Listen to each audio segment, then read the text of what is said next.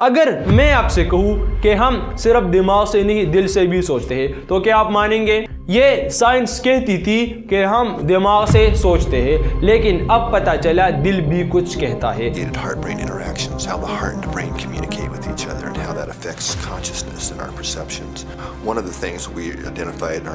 جدید سائنس نے ابھی حال ہی میں نیورو کارڈیالوجی ڈسکور کی ہے۔ ڈاکٹرز حیران ہے کہ انسان کے دل میں بھی 40,000 سے زیادہ نیورونز ہیں، مطلب کہ برین سیلز موجود ہیں۔ یعنی سائنس اب کہہ رہی ہے کہ دل صرف خون پمپ کرنے والی موٹر نہیں بلکہ سوچتا ہے، محسوس کرتا ہے اور فیصلے لیتا ہے۔ اب ذرا 1400 سال پہلے مڑ کر دیکھو، قرآن نے کبھی دماغ کا ذکر ہی نہیں کیا بلکہ بار بار دل کو سمجھنے کا مرکز کہا۔ قرآن مجید میں ایک آیت کا ترجمہ ہے کہ ان کے پاس دل ہے مگر وہ سمجھتے نہیں۔ اکثر کچھ لوگ مذاق اڑاتے ہیں کہ دل تو صرف پمپنگ کرتا ہے، مطلب کہ پورے باڈی میں بلڈ سرکولیشن کرتا ہے، سوچتا تو دماغ ہے۔ آج وہی گورے سائنٹسٹ بتا رہے ہیں کہ دل تو الیکٹرو میگنیٹک فیلڈ ہے دماغ کے مقابلے میں۔ The heart beats out a very different message.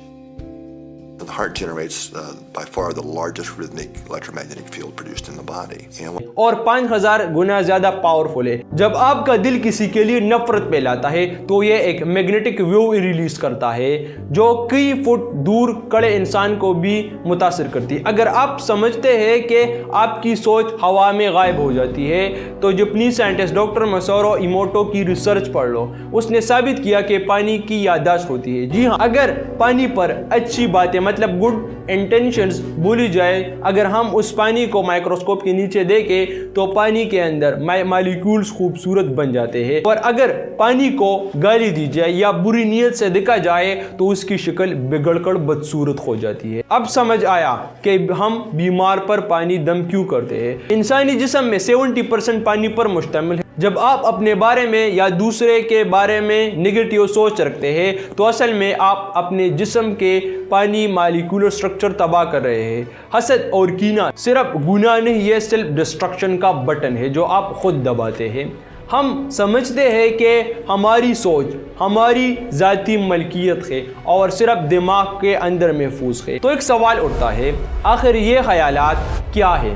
کیا یہ کیمیکل ری ایکشن ہے یا کچھ اور چیز؟ اسی سوال نے کئی سالوں پہلے ایک سائنٹسٹ کو سوچنے پر مجبور کر دیا تھا۔ اس سائنٹسٹ کا نام تھا نیکولا ٹیسلا، اور ان کا ماننا تھا کہ ہر چیز، خیال، جذبات، نیت، سب کچھ ایک انرجی ہے۔ ان کا مشہور جملہ تھا کہ if you want to find the secrets of the universe, think in the terms of energy, frequency and vibration۔ مطلب کہ جب آپ کسی کے لیے اچھا سوچتے ہو اس کا اثر صرف آپ کے موڈ پر نہیں، آپ کے انوائرمنٹ پہ بھی پڑتا ہے۔ آپ کی نیت ایک فریکوینسی جنریٹ کرتی ہے، بالکل اسی طرح جیسے موبائل سگنلز یا وائی فائی ویوز ہوتی ہے۔ ٹیسلا کی تھیوری کے مطابق فزیکل ورلڈ مطلب کہ اعمال، جو کام ہم کرتے ہیں وہ فزیکل ہے۔ انر ورلڈ مطلب کہ نیت، ہمارے انٹینشن، مطلب ہمارے اندر کیا سوچ چل رہا ہے، جو کی ہے نیت، انویزیبل انرجی ہے۔ جبکہ یہ ساری باتیں 1400 سال پہلے ہمارے پیارے نبی حضرت محمد صلی اللہ علیہ وآلہ وسلم نے کہے تھے۔ اعمال کا دار و مدار نیت پر ہے۔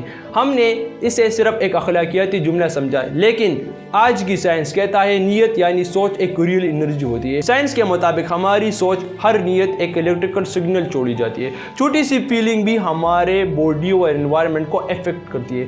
ہماری سوچیں ضائع نہیں ہوتی، وہ ایک الیکٹریکل سگنیچر چھوڑ جاتی ہے۔ ہم بچپن سے سنتے آئے ہیں کہ دو فرشتے کرامن کاتبین ہمارے کندھوں پر لکھ رہے ہوتے ہیں۔ ہم سمجھتے ہیں کہ شاید ان کے پاس کوئی رجسٹر اور پینسل ہوتی ہے۔ خدا کے لیے فرشتوں کی ٹیکنالوجی کو اپنی پرانی عقل سے مت تولو۔ قرآن مجید میں ایک آیت کا ترجمہ ہے کہ یہ ہماری کتاب ہے جو تم پر سچ بول رہی ہے۔ ہم لکھواتے جا رہے تھے جو تم کرتے تھے۔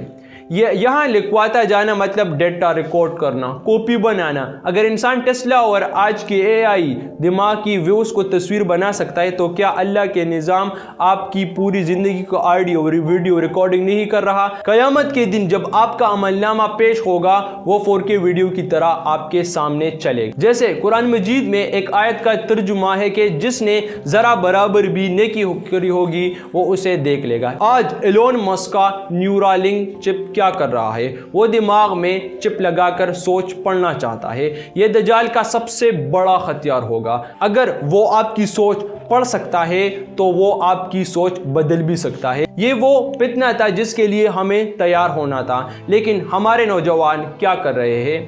ٹک ٹاک پر ناچ رہے ہیں۔ ہمیں اسکول میں کیا پڑھایا جا رہا ہے؟